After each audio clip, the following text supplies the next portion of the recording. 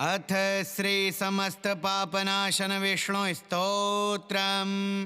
पुष्कर उवाच परदार परद्रव्य जीवहिंसादिके यदा प्रवर्तते नृणां चित्तं प्रायश्चित्तं स्तुतिस्तदा विष्णवे विष्णवे नित्यं विष्णवे विष्णवे नमः। नमामि विष्णुं चित्तस्थम् अहंकार गतिं हरिं चित्तस्थं मीशमव्यक्तम् अनन्तम् अपराजितं विष्णुमीड्यमशेषेण अनादिनिधनं विभुं विष्णुश्चित्तगतो यन्मे विष्णुर्बुद्धिगतश्च यच्चाहंकारगो विष्णुर्यद्विष्णुर्मयि संस्थितः करोति कर्म भूतौ स्थावरस्य चरस्य च तत्पापन्नाशमायातो तस्मिन्नेव हि चिन्तिते ध्यातो हरति यत्पापं स्वप्ने दृष्टस्तु भावनात् तमुपेन्द्रमहं विष्णुं प्रणतार्तिहरं हरिं जगत्यस्मिन्निराधारे मज्जमाने तमस्यधः हस्तावलम्बनं विष्णुं प्रणमामि परात्परं सर्वेश्वरेश्वर विभो परमात्मन्नधोक्षजा हृषिकेश हृषिकेश हृषिकेश नमोऽस्तु ते नृसिंहानन्त गोविन्द भूतभावन केशव दुरुक्तं दुष्कृतं ध्यातं शमयाघन्नमोऽस्तु ते यन्मया चिन्तितं दुष्टं स्वचित्तवशवर्तिना अकार्यमहदत्युग्रन् अन्तच्छमन्नय केशव ब्रह्मण्यदेव गोविन्द परमार्थपरायण जगन्नाथ जगद्ध्यातः पापं प्रशमयाच्युत यथा परह्ने सायाह्ने मध्याह्ने च तथा निशि कायेन मनसा वाचा कृतं पापमजानता जानता च हृषिकेश पुण्डरीकाक्ष माधव नामत्रयोच्चारणतः स्वप्ने यातु मम क्षयं शरीरं मे हृषिकेश पुण्डरीकाक्ष माधव पापं प्रशमयाद्यत्वं वाक्कृतं मम माधव यद्भुञ्जन्यस्वपंस्तिष्ठन् गच्छन् जाग्रद्यदा स्थितः कृतवान् पापमद्याहं कायेन मनसा गिरा यस्वल्पमपि यस्थूलं कुयोनि नरकावहं तद्यातु प्रशमं सर्व वासुदेवानुकीर्तनात् परं ब्रह्म परं धाम पवित्रं परमं च यत् तस्मिन् प्रकीर्तिते विष्णौ यत्पापं तत्प्रणश्यतो यत्प्राप्य न निवर्तन्ते गन्धस्पर्शादिवर्जितं सूरयस्तत्पदं विष्णोस्तत्सर्वं शमयत्वधं पापप्रणाशनं स्तोत्रं यः पठेत् शृणुयादपि शारीरैर्मानसैर्वाग्यैः कृतः पापः प्रमुच्यते सर्वपापग्रहादिभ्यो याति विष्णोः परं पदं तस्मात् पापे कृते जप्यं स्तोत्रं सर्वाघमर्दनं प्रायश्चित्तमघौघानां स्तोत्रं व्रतकृते वरं प्रायश्चित्तः स्तोत्रजपैर्व्रतैर्नश्यति पातकं ततः कार्याणि संसिद्ध्यै तानि वै भोक्तिमोक्तये। पुष्कर उवाच परदार परद्रव्य जीवहिंसादिके यदा प्रवर्तते नृणां चित्तं प्रायश्चित्तं स्तुतिस्तदा विष्णवे विष्णवे नित्यं विष्णवे विष्णवे नमः। नमामि विष्णुं चित्तस्थम् अहंकार गतिं हरिं चित्तस्थं मीशमव्यक्तम् अनन्तम् अपराजितं विष्णुमीड्यमशेषेण अनादिनिधनं विभुं विष्णुश्चित्तगतो यन्मे विष्णुर्बुद्धिगतश्च यच्चाहंकारगो विष्णुर्यद्विष्णुर्मयि संस्थितः करोति कर्मभूतौसौ स्थावरस्य चरस्य च तत्पापन्नाशमायातो तस्मिन्नेव हि चिन्तिते ध्यातो हरति यत्पापं स्वप्ने दृष्टस्तु भावनात् तमुपेन्द्रमहं विष्णुं प्रणतार्तिहरं हरिं जगत्यस्मिन्निराधारे मज्जमाने तमस्य धः हस्तावलम्बनं विष्णुं प्रणमामि परात्परं सर्वेश्वरेश्वर विभो परमात्मन्नधोक्षजा हृषिकेश हृषिकेश हृषिकेश नमोऽस्तु ते नृसिंहानन्त गोविन्द भूतभावन केशव दुरुक्तं दुष्कृतं ध्यातं शमयाघन्नमोऽस्तु ते यन्मया चिन्तितं दुष्टं स्वचित्तवशवर्तिना अकार्यमहदत्युग्रन् अन्तच्छमन्नय केशव ब्रह्मण्यदेव गोविन्द परमार्थपरायणा जगन्नाथ जगद्ध्यातः पापं प्रशमयाच्युता यथा परह्ने सायाह्ने मध्याह्ने च तथा निशि कायेन मनसा वाचा कृतं पापमजानता जानता च हृषिकेश पुण्डरीकाक्ष माधव नामत्रयोच्चारणतः स्वप्ने यातु मम क्षयं शरीरं मे हृषिकेश पुण्डरीकाक्ष माधव पापं प्रशमयाद्यत्वं वाक्कृतं मम माधव यद्भुञ्जन्यस्वपंस्तिष्ठन् गच्छन् जाग्रद्यदा स्थितः कृतवान् पापमद्याहं कायेन मनसा गिरा यस्वल्पमपि यस्थूलं कुयोनि नरकावहं तद्यातु प्रशमं सर्व वासुदेवानुकीर्तनात् परं ब्रह्म परं धाम पवित्रं परमञ्च यत् तस्मिन् प्रकीर्तिते विष्णौ यत्पापं तत्प्रणश्यतो यत्प्राप्य न निवर्तन्ते गन्धस्पर्शादिवर्जितं सूरयस्तत्पदं विष्णोस्तत्सर्वं शमयत्वधं पापप्रणाशनं स्तोत्रं यः पठेत् शृणुयादपि शारीरैर्मानसैर्वाग्यैः कृतः पापः प्रमुच्यते सर्वपापग्रहादिभ्यो याति विष्णोः परं पदं तस्मात् पापे कृते जप्यं स्तोत्रं सर्वाघमर्दनं प्रायश्चित्तमघौघानां स्तोत्रं व्रतकृते वरं प्रायश्चित्तैः स्तोत्रजपैर्व्रतैर्नश्यति पातकं ततः कार्याणि संसिद्ध्यै तानि वै भुक्तिमुक्तये पुष्कर उवाच परदारपरद्रव्य जीवहिंसादिके यदा प्रवर्तते नृणां चित्तं प्रायश्चित्तं स्तुतिस्तदा विष्णवे विष्णवे नित्यं विष्णवे विष्णवे नमः नमामि विष्णुं चित्तस्थं अहङ्कारगतिं हरिं चित्तस्थं मीशमव्यक्तम् अनन्तम् अपराजितं विष्णुमीड्यमशेषेण अनादिनिधनं विभुं विष्णुश्चित्तगतो यन्मे विष्णुर्बुद्धिगतश्च यत् यच्चाहङ्कारगो विष्णुर्यद्विष्णुर्मयि संस्थितः करोति कर्मभूतौसौ स्थावरस्य चरस्य च तत्पापन्नाशमायातो तस्मिन्नेव हि चिन्तिते ध्यातो हरति यत्पापं स्वप्ने दृष्टस्तु भावनात् तमुपेन्द्रमहं विष्णुं प्रणतार्तिहरं हरिं जगत्यस्मिन्निराधारे मज्जमाने तमस्य धः हस्तावलम्बनं विष्णुं प्रणमामि परात्परं सर्वेश्वरेश्वर विभो परमात्मन्नधोक्षजा हृषिकेश हृषिकेश हृषिकेश नमोऽस्तु ते नृसिंहानन्त गोविन्द भूतभावन केशव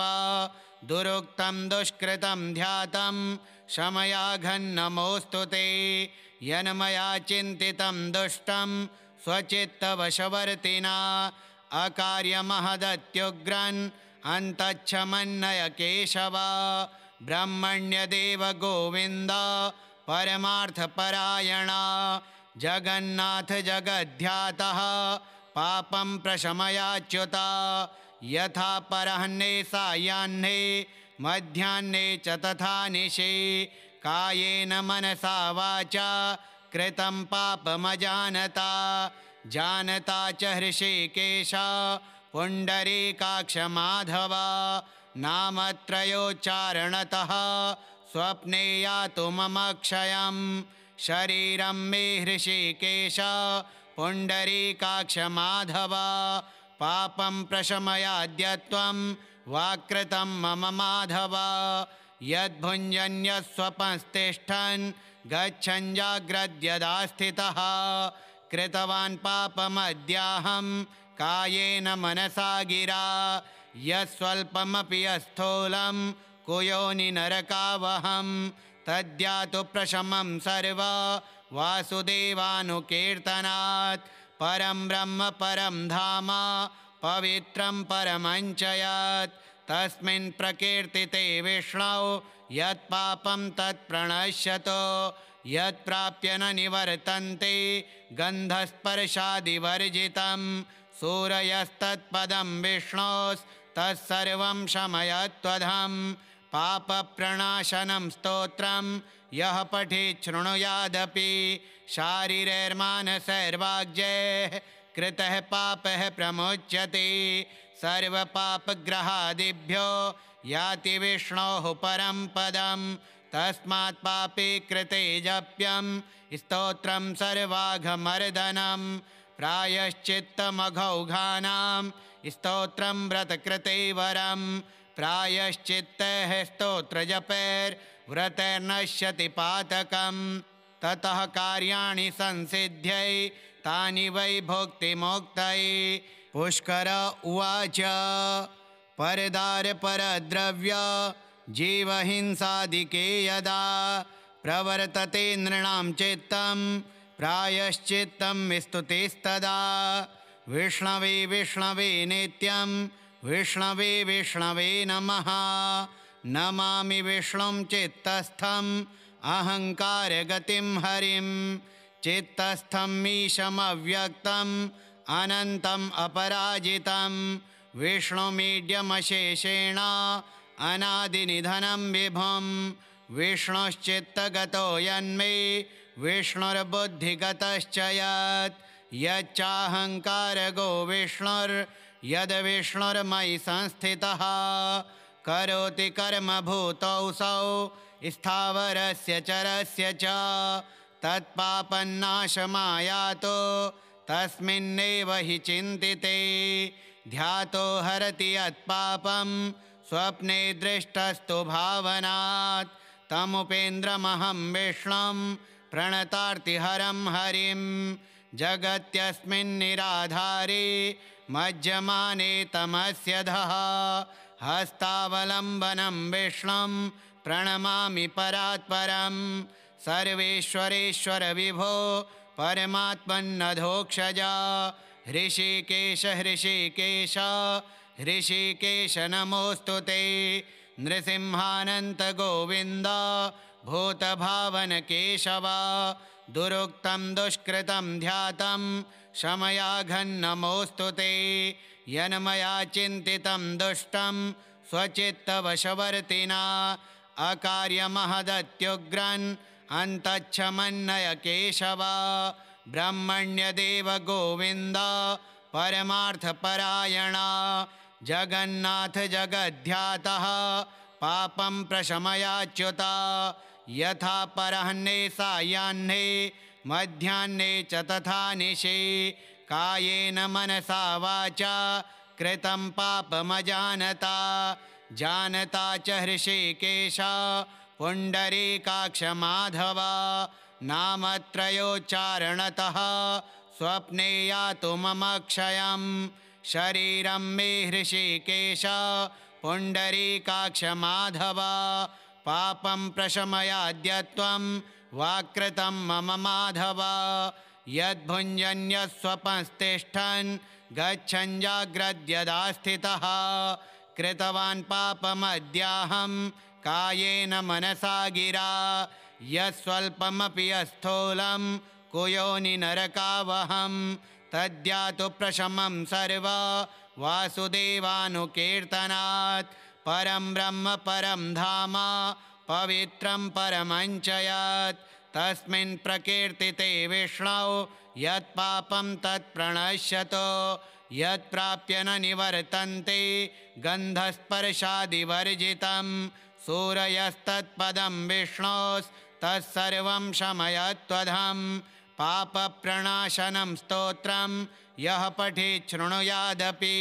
शारीरैर्मानसैर्वाग्यैः कृतः पापः प्रमुच्यते सर्वपापग्रहादिभ्यो याति विष्णोः परं पदं तस्मात् पापे कृते जप्यं स्तोत्रं सर्वाघमर्दनं प्रायश्चित्तमघौघानां स्तोत्रं व्रतकृते वरं प्रायश्चित्तः स्तोत्रजपैर्व्रतैर्नश्यति पातकं ततः कार्याणि संसिद्ध्यै तानि वै भोक्तिमोक्तये पुष्कर उवाच परदारपरद्रव्य जीवहिंसादिके यदा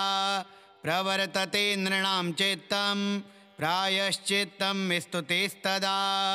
विष्णवे विष्णवे नित्यं विष्णवे विष्णवे नमः नमामि विष्णुं चित्तस्थं अहङ्कारगतिं हरिं चित्तस्थं मीशमव्यक्तम् अनन्तम् अपराजितं विष्णुमीड्यमशेषेण अनादिनिधनं विभुं विष्णुश्चित्तगतो यन्मे विष्णुर्बुद्धिगतश्च यत् यच्चाहङ्कारगो विष्णुर्यद्विष्णुर्मयि संस्थितः करोति कर्मभूतौसौ स्थावरस्य चरस्य च तत्पापन्नाशमायातो तस्मिन्नेव हि चिन्तिते ध्यातो हरति यत्पापं स्वप्ने दृष्टस्तु भावनात् तमुपेन्द्रमहं विष्णुं प्रणतार्तिहरं हरिं जगत्यस्मिन् निराधारे मज्जमाने तमस्य धः हस्तावलम्बनं विष्णुं प्रणमामि परात्परं सर्वेश्वरेश्वर विभो परमात्मन्नधोक्षजा हृषिकेश हृषिकेश हृषिकेश नमोऽस्तु ते नृसिंहानन्त गोविन्द भूतभावन केशव दुरुक्तं दुष्कृतं ध्यातं शमयाघन्नमोऽस्तु ते यन्मया चिन्तितं दुष्टं स्वचित्तवशवर्तिना अकार्यमहदत्युग्रन् अन्तच्छमन्नय केशव ब्रह्मण्यदेव गोविन्द परमार्थपरायण जगन्नाथ जगद्ध्यातः पापं प्रशमयाच्युत यथा परह्ने सायाह्ने मध्याह्ने च तथा निशि कायेन मनसा वाचा कृतं पापमजानता जानता च हृषिकेश पुण्डरीकाक्ष माधव नामत्रयोच्चारणतः स्वप्ने यातु मम क्षयं शरीरं मे हृषिकेश पुण्डरीकाक्ष माधव पापं प्रशमयाद्यत्वं वाकृतं मम माधव यद्भुञ्जन्यस्वपंस्तिष्ठन् गच्छन् जाग्रद्यदा स्थितः कृतवान् पापमद्याहं कायेन मनसा गिरा यस्वल्पमपि यस्थूलं कुयोनि नरकावहं तद्यातु प्रशमं सर्व वासुदेवानुकीर्तनात् परं ब्रह्म परं धाम पवित्रं परमं च यत् तस्मिन् प्रकीर्तिते विष्णौ यत्पापं तत्प्रणश्यतो यत्प्राप्य न निवर्तन्ते गन्धस्पर्शादिवर्जितं सूरयस्तत्पदं विष्णोस्तत्सर्वं शमयत्वधं पापप्रणाशनं स्तोत्रं यः पठेत् शृणुयादपि शारीरैर्मानसैर्वाग्यैः कृतः पापः प्रमुच्यते सर्वपापग्रहादिभ्यो याति विष्णोः परं पदं तस्मात् पापे कृते जप्यं स्तोत्रं सर्वाघमर्दनं प्रायश्चित्तमघौघानां स्तोत्रं व्रतकृते वरं प्रायश्चित्तः स्तोत्रजपैर्व्रतैर्नश्यति पातकं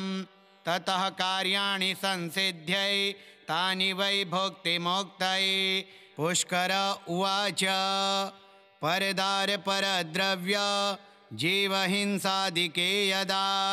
प्रवर्तते नृणां चित्तं प्रायश्चित्तं स्तुतिस्तदा विष्णवे विष्णवे नित्यं विष्णवे विष्णवे नमः नमामि विष्णुं चित्तस्थम् अहङ्कारगतिं हरिं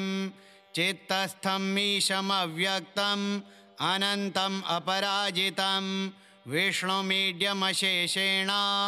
अनादिनिधनं विभुं विष्णुश्चित्तगतो यन्मे विष्णुर्बुद्धिगतश्च यच्चाहङ्कारगो विष्णुर्यद्विष्णुर्मयि संस्थितः करोति कर्म भूतौ सौ स्थावरस्य चरस्य च तत्पापन्नाशमायातो तस्मिन्नेव हि चिन्तिते ध्यातो हरति यत्पापं स्वप्ने दृष्टस्तु भावनात् तमुपेन्द्रमहं विष्णुं प्रणतार्तिहरं हरिं जगत्यस्मिन्निराधारे मज्जमाने तमस्य धः हस्तावलम्बनं विष्णुं प्रणमामि परात्परं सर्वेश्वरेश्वर विभो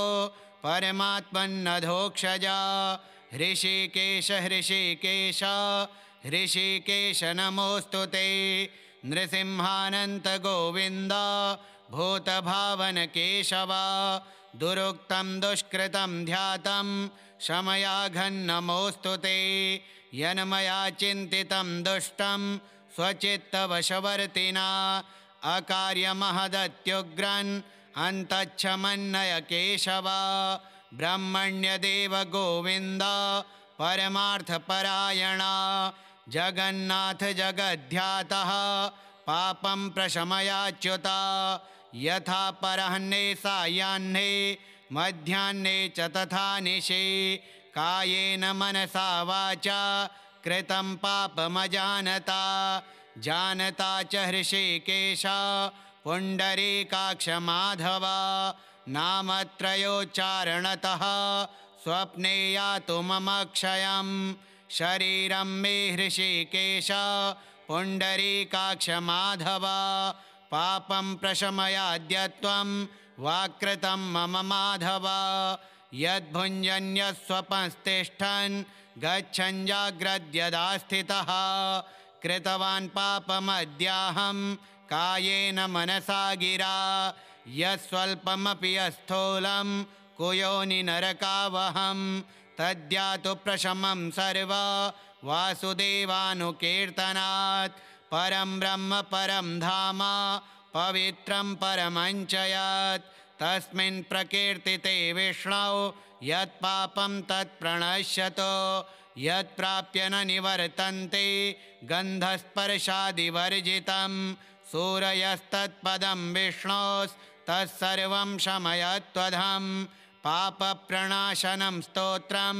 यः पठेत् शृणुयादपि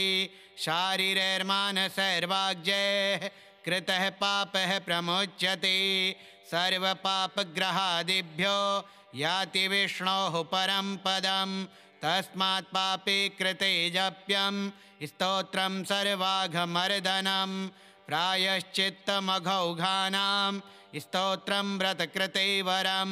प्रायश्चित्तः स्तोत्रजपैर्व्रतैर्नश्यति पातकं ततः कार्याणि संसिद्ध्यै तानि वै भुक्तिमुक्तये। पुष्कर उवाच परदारपरद्रव्य जीवहिंसादिके यदा प्रवर्तते नृणां चित्तं प्रायश्चित्तं स्तुतिस्तदा विष्णवे विष्णवे नित्यं विष्णवे विष्णवे नमः।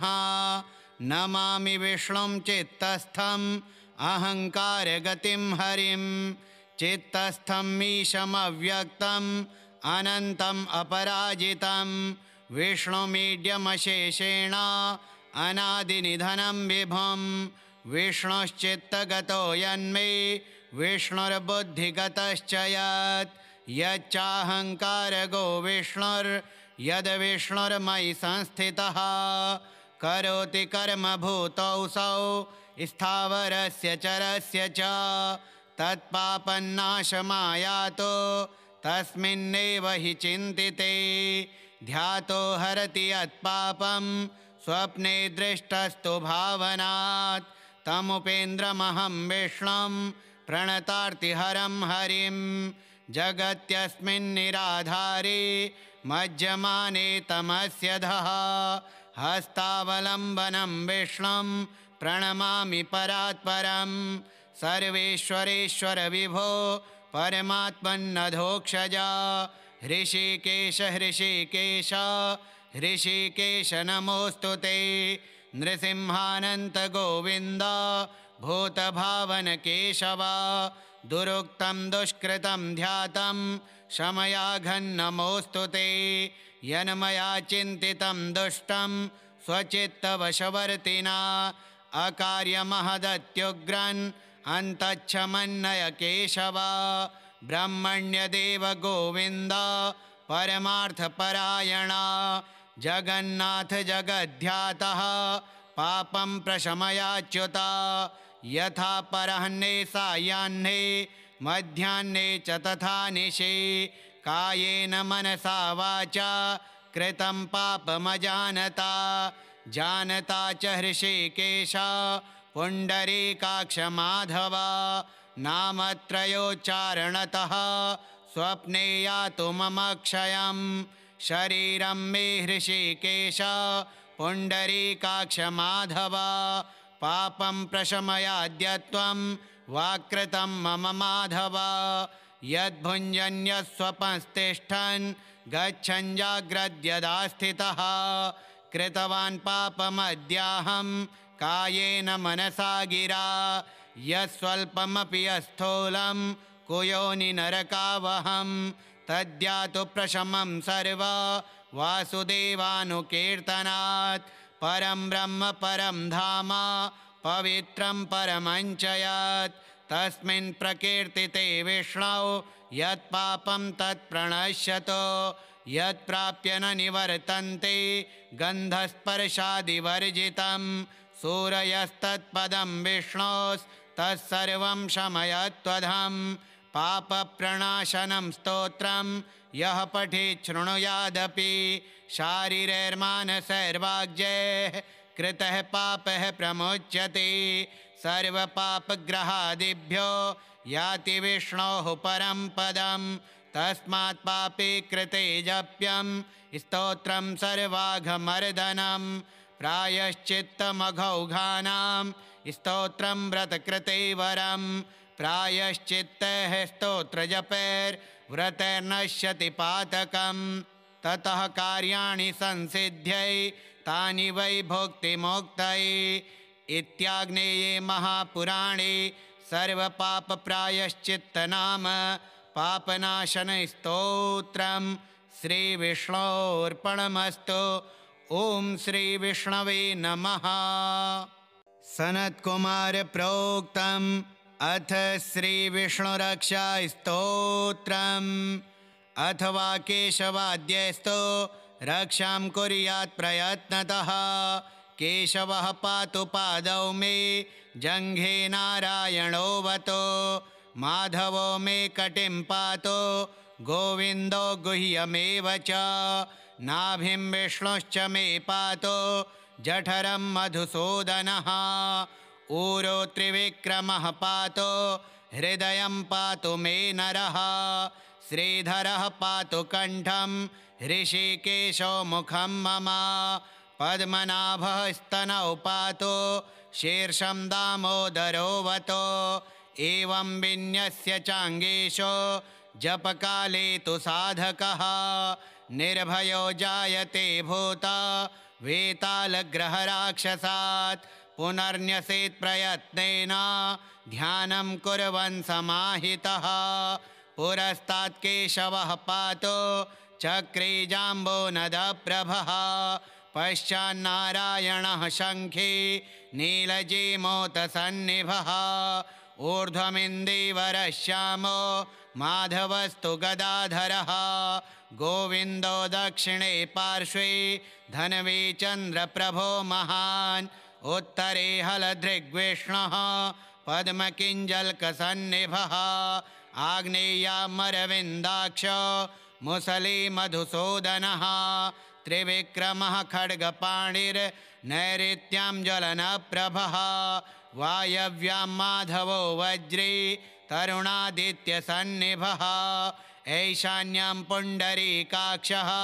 श्रीधरः पट्टिशायुधः विद्युत्प्रभो हृषीकेश ऊर्ध्वे पातु समुद्गरः अधश्च पद्मनाभो मे सहस्रांशुसमप्रभः सर्वायुधः सर्वशक्तिः सर्वाद्यः सर्वतोमुखः इन्द्रगोपप्रभः पायात् पाशहस्तोपराजितः सबाह्याभ्यन्तरे देहम् अव्याद्दामोदरो हरिः एवं सर्वत्र निश्छिद्रं नाम 12 पञ्जरं प्रविष्टोऽहं न मे किञ्चित् भयमस्ति कदाचन एवं रक्षाविधायाथ दुर्धर्षो जायते नरः सर्वेषु नृहरिर्मन्त्रा वर्गेष्वेवं विधिर्मतः अथवा केशवाद्यस्तु रक्षां कुर्यात् प्रयत्नतः केशवः पातु पादौ मे जङ्घे नारायणोऽवतो माधवो मे कटिं पातु गोविन्दो गुह्यमेव च नाभिं विष्णुश्च मे पातु जठरं मधुसूदनः ऊरो त्रिविक्रमः पातु हृदयं पातु मे नरः श्रीधरः पातु कण्ठं हृषीकेशो मुखं मम पद्मनाभः स्तनौ पातु शीर्षं दामोदरोऽवतो एवं विन्यस्य चाङ्गेषो जपकाले तु साधकः निर्भयो जायते भूता वेतालग्रहराक्षसात् पुनर्न्यसेत् प्रयत्नेन ध्यानं कुर्वन् समाहितः पुरस्तात् केशवः पातु चक्रे जाम्बोनदप्रभः पश्चान्नारायणः शङ्खे नीलजीमोतसन्निभः ऊर्ध्वमिन्दीवरः श्यामो माधवस्तु गदाधरः गोविन्दो दक्षिणे पार्श्वे धन्वी चन्द्रप्रभो महान् उत्तरे हलदृग्विष्णुः पद्मकिञ्जल्कसन्निभः आग्नेयामरविन्दाक्षो मुसली मधुसूदनः त्रिविक्रमः खड्गपाणिर्नैऋत्यां ज्वलनप्रभः वायव्यां माधवो वज्री तरुणादित्यसन्निभः ऐशान्यां पुण्डरीकाक्षः श्रीधरः पट्टिशायुधः विद्युत्प्रभो हृषीकेश ऊर्ध्वे पातु समुद्गरः अधश्च पद्मनाभो मे सहस्रांशुसमप्रभः सर्वायुधः सर्वशक्तिः सर्वाद्यः सर्वतोमुखः इन्द्रगोपप्रभः पायात् पाशहस्तोपराजितः सबाह्याभ्यन्तरे देहम् अव्याद्दामोदरो हरिः एवं सर्वत्र निश्छिद्रं नाम 12 पञ्जरं प्रविष्टोऽहं न मे किञ्चित् भयमस्ति कदाचन एवं रक्षाविधायाथ दुर्धर्षो जायते नरः सर्वेषु नृहरिर्मन्त्रा वर्गेष्वेवं विधिर्मतः अथवा केशवाद्यस्तु रक्षां कुर्यात् प्रयत्नतः केशवः पातु पादौ मे जङ्घे नारायणोऽवतो माधवो मे कटिं पातु गोविन्दो गुह्यमेव च नाभिं विष्णुश्च मे पातु जठरं मधुसूदनः ऊरो त्रिविक्रमः पातु हृदयं पातु मे नरः श्रीधरः पातु कण्ठं ऋषिकेशो मुखं मम पद्मनाभः स्तनौ पातु शीर्षं दामोदरोऽवतो एवं विन्यस्य चाङ्गेशो जपकाले तु साधकः निर्भयो जायते भूता वेतालग्रहराक्षसात् पुनर्न्यसेत् प्रयत्नेन ध्यानं कुर्वन् समाहितः पुरस्तात् केशवः पातु चक्रे जाम्बोनदप्रभः पश्चान्नारायणः शङ्खे नीलजीमोतसन्निभः ऊर्ध्वमिन्दीवरः श्यामो माधवस्तु गदाधरः गोविन्दो दक्षिणे पार्श्वे धन्वी चन्द्रप्रभो महान् उत्तरे हलदृग्विष्णुः पद्मकिञ्जल्कसन्निभः आग्नेयामरविन्दाक्षो मुसली मधुसूदनः त्रिविक्रमः खड्गपाणिर्नैऋत्यां ज्वलनप्रभः वायव्यां माधवो वज्री तरुणादित्यसन्निभः ऐशान्यां पुण्डरीकाक्षः श्रीधरः पट्टिशायुधः विद्युत्प्रभो हृषीकेश ऊर्ध्वे पातु समुद्गरः अधश्च पद्मनाभो मे सहस्रांशुसमप्रभः सर्वायुधः सर्वशक्तिः सर्वाद्यः सर्वतोमुखः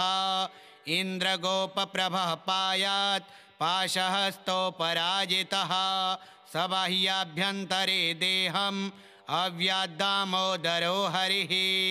एवं सर्वत्र निश्छिद्रं नाम 12 पञ्जरं प्रविष्टोऽहं न मे किञ्चित् भयमस्ति कदाचन एवं रक्षाविधायाथ दुर्धर्षो जायते नरः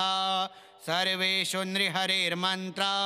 वर्गेष्वेवं विधिर्मतः अथवा केशवाद्यस्तु रक्षां कुर्यात् प्रयत्नतः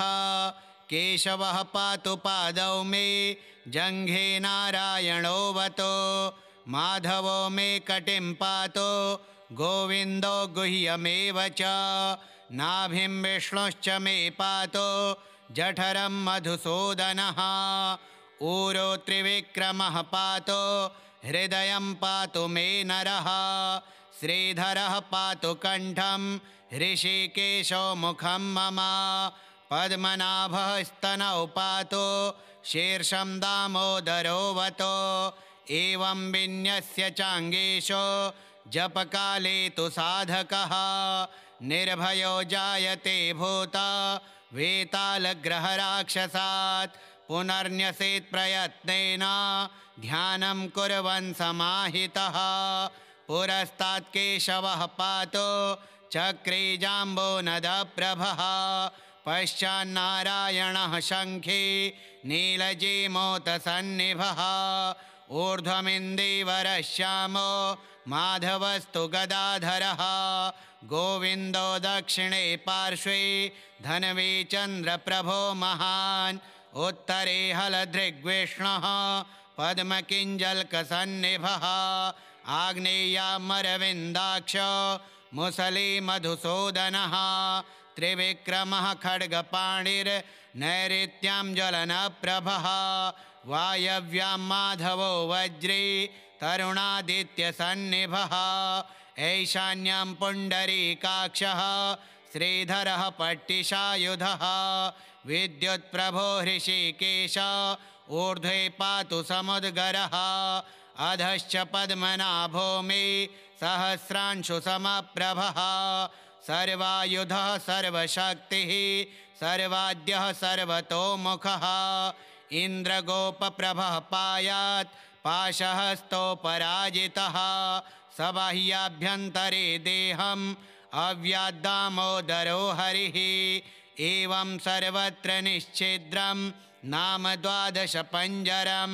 प्रविष्टोऽहं न मे किञ्चित् भयमस्ति कदाचन एवं रक्षाविधायाथ दुर्धर्षो जायते नरः सर्वेषु नृहरिर्मन्त्रा वर्गेष्वेवं विधिर्मतः अथवा केशवाद्यस्तु रक्षां कुर्यात् प्रयत्नतः केशवः पातु पादौ मे जङ्घे नारायणोऽवतो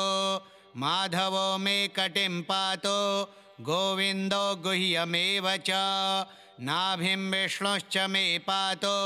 जठरं मधुसूदनः ऊरो त्रिविक्रमः पातु हृदयं पातु मे नरः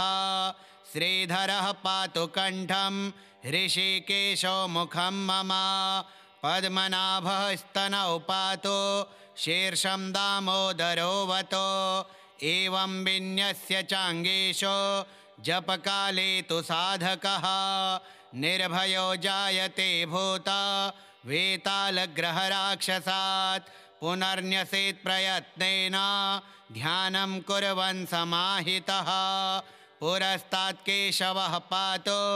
चक्रे जाम्बोनदप्रभः पश्चान्नारायणः शङ्खे नीलजीमोतसन्निभः ऊर्ध्वमिन्दीवरः श्यामो माधवस्तु गदाधरः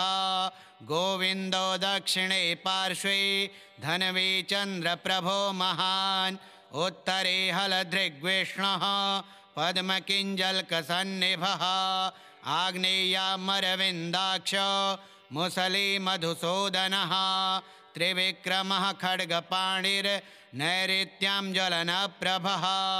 वायव्यां माधवो वज्री तरुणादित्यसन्निभः ऐशान्यां पुण्डरीकाक्षः श्रीधरः पट्टिशायुधः विद्युत्प्रभो हृषीकेश ऊर्ध्वे पातु समुद्गरः अधश्च पद्मनाभो मे सहस्रांशुसमप्रभः सर्वायुधः सर्वशक्तिः सर्वाद्यः सर्वतोमुखः इन्द्रगोपप्रभः पायात् पाशहस्तोपराजितः सबाह्याभ्यन्तरे देहम् अव्याद्दामोदरो हरिः एवं सर्वत्र निश्छिद्रं नाम 12 पञ्जरं प्रविष्टोऽहं न मे किञ्चित् भयमस्ति कदाचन एवं रक्षाविधायाथ दुर्धर्षो जायते नरः सर्वेषु नृहरिर्मन्त्रा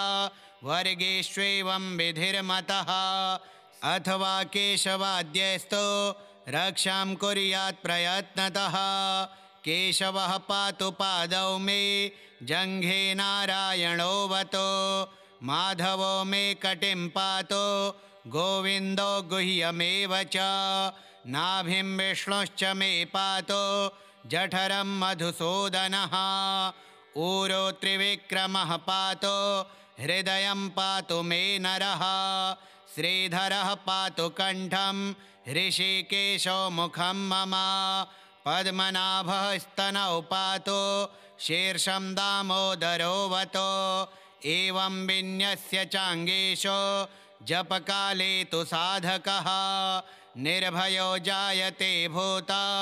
वेतालग्रहराक्षसात् पुनर्न्यसेत् प्रयत्नेन ध्यानं कुर्वन् समाहितः पुरस्तात् केशवः पातु चक्रे जाम्बोनदप्रभः पश्चान्नारायणः शङ्खे नीलजीमोतसन्निभः ऊर्ध्वमिन्दीवरः श्यामो माधवस्तु गदाधरः गोविन्दो दक्षिणे पार्श्वे धन्वी चन्द्रप्रभो महान् उत्तरे हलदृग्विष्णुः पद्मकिञ्जल्कसन्निभः आग्नेयामरविन्दाक्षो मुसली मधुसूदनः त्रिविक्रमः खड्गपाणिर्नैऋत्यां ज्वलनप्रभः वायव्यां माधवो वज्री तरुणादित्यसन्निभः ऐशान्यां पुण्डरीकाक्षः श्रीधरः पट्टिशायुधः विद्युत्प्रभो हृषीकेश ऊर्ध्वे पातु समुद्गरः अधश्च पद्मनाभो मे सहस्रांशुसमप्रभः सर्वायुधः सर्वशक्तिः सर्वाद्यः सर्वतोमुखः इन्द्रगोपप्रभः पायात् पाशहस्तोपराजितः सबाह्याभ्यन्तरे देहम् अव्याद्दामोदरो हरिः एवं सर्वत्र निश्छिद्रं नाम 12 पञ्जरं प्रविष्टोऽहं न मे किञ्चित् भयमस्ति कदाचन एवं रक्षाविधायाथ दुर्धर्षो जायते नरः सर्वेषु नृहरिर्मन्त्रा वर्गेष्वेवं विधिर्मतः अथवा केशवाद्यस्तु रक्षां कुर्यात् प्रयत्नतः केशवः पातु पादौ मे जङ्घे नारायणोऽवतु माधवो मे कटिं पातु गोविन्दो गुह्यमेव च नाभिं विष्णुश्च मे पातु जठरं मधुसूदनः ऊरो त्रिविक्रमः पातु हृदयं पातु मे नरः श्रीधरः पातु कण्ठं ऋषिकेशो मुखं मम पद्मनाभः स्तनौ पातु शीर्षं दामोदरोऽवतु एवं विन्यस्य चाङ्गेषु जपकाले तु साधकः निर्भयो जायते भूता वेतालग्रहराक्षसात् पुनर्न्यसेत् प्रयत्नेन ध्यानं कुर्वन् समाहितः पुरस्तात् केशवः पातु चक्रे जाम्बोनदप्रभः पश्चान्नारायणः शङ्खे नीलजीमोतसन्निभः ऊर्ध्वमिन्दीवरः श्यामो माधवस्तु गदाधरः गोविन्दो दक्षिणे पार्श्वे धन्वी चन्द्रप्रभो महान् उत्तरे हलदृग्विष्णुः पद्मकिञ्जल्कसन्निभः आग्नेयामरविन्दाक्षो मुसली मधुसूदनः त्रिविक्रमः खड्गपाणिर्नैऋत्यां ज्वलनप्रभः वायव्यां माधवो वज्री तरुणादित्यसन्निभः ऐशान्यां पुण्डरीकाक्षः श्रीधरः पट्टिशायुधः विद्युत्प्रभो हृषीकेश ऊर्ध्वे पातु समुद्गरः अधश्च पद्मनाभो मे सहस्रांशुसमप्रभः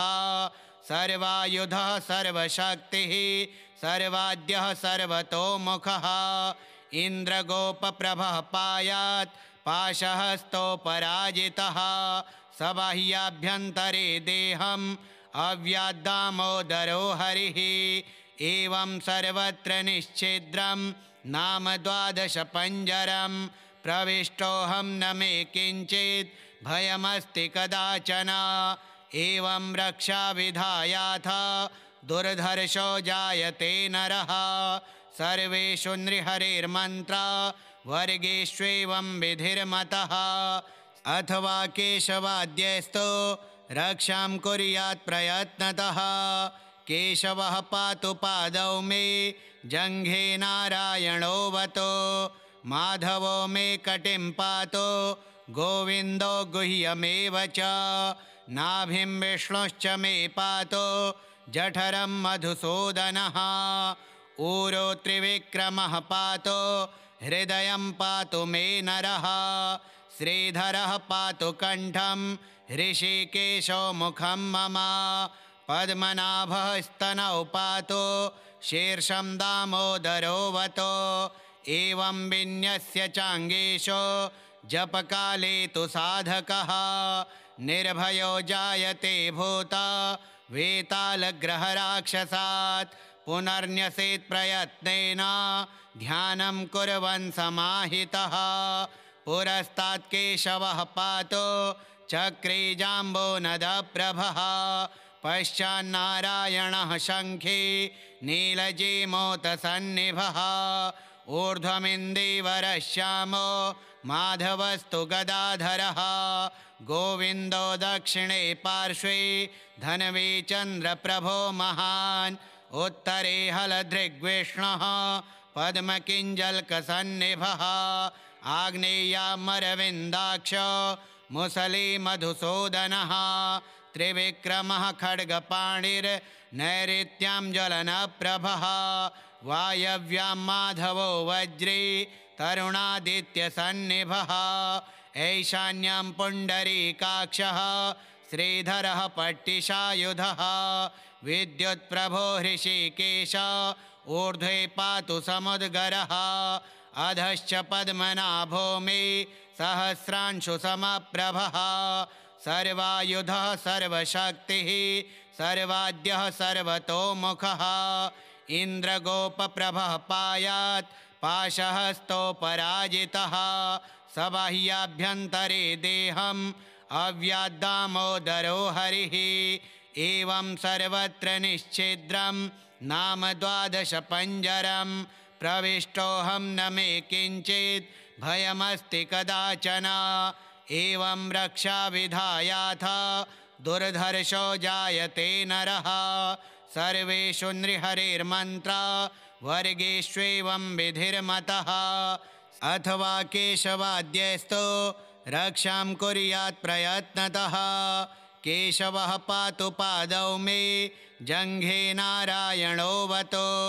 माधवो मे कटिं पातु गोविन्दो गुह्यमेव च नाभिं विष्णुश्च मे पातु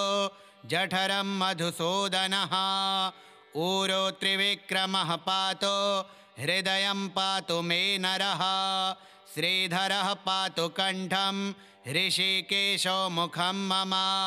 पद्मनाभः स्तनौ पातु शीर्षं दामोदरोऽवतु एवं विन्यस्य चाङ्गेषु जपकाले तु साधकः निर्भयो जायते भूता वेतालग्रहराक्षसात् पुनर्न्यसेत् प्रयत्नेन ध्यानं कुर्वन् समाहितः पुरस्तात् केशवः पातु चक्रे जाम्बोनदप्रभः पश्चान्नारायणः शङ्खे नीलजीमोतसन्निभः ऊर्ध्वमिन्दीवरः श्यामो माधवस्तु गदाधरः गोविन्दो दक्षिणे पार्श्वे धन्वी चन्द्रप्रभो महान् उत्तरे हलधृग्विष्णुः पद्मकिञ्जल्कसन्निभः आग्नेयामरविन्दाक्ष मुसली मधुसूदनः त्रिविक्रमः खड्गपाणिर्नैऋत्यां ज्वलनप्रभः वायव्यां माधवो वज्री तरुणादित्यसन्निभः ऐशान्यां पुण्डरीकाक्षः श्रीधरः पट्टिशायुधः विद्युत्प्रभो हृषीकेश ऊर्ध्वे पातु समुद्गरः अधश्च पद्मनाभो मे सहस्रांशु समप्रभः सर्वायुधः सर्वशक्तिः सर्वाद्यः सर्वतोमुखः इन्द्रगोपप्रभः पायात् पाशहस्तोपराजितः सबाह्याभ्यन्तरे देहम् अव्याद्दामोदरो हरिः एवं सर्वत्र निश्छिद्रं नाम 12 पञ्जरं प्रविष्टोऽहं न मे किञ्चित् भयमस्ति कदाचन एवं रक्षाविधायाथ दुर्धर्षो जायते नरः सर्वेषु नृहरिर्मन्त्रा वर्गेष्वेवं विधिर्मतः अथवा केशवाद्यस्तु रक्षां कुर्यात् प्रयत्नतः केशवः पातु पादौ मे जङ्घे नारायणोऽवतु माधवो मे कटिं पातु गोविन्दो गुह्यमेव च नाभिं विष्णुश्च मे पातु जठरं मधुसूदनः ऊरो त्रिविक्रमः पातु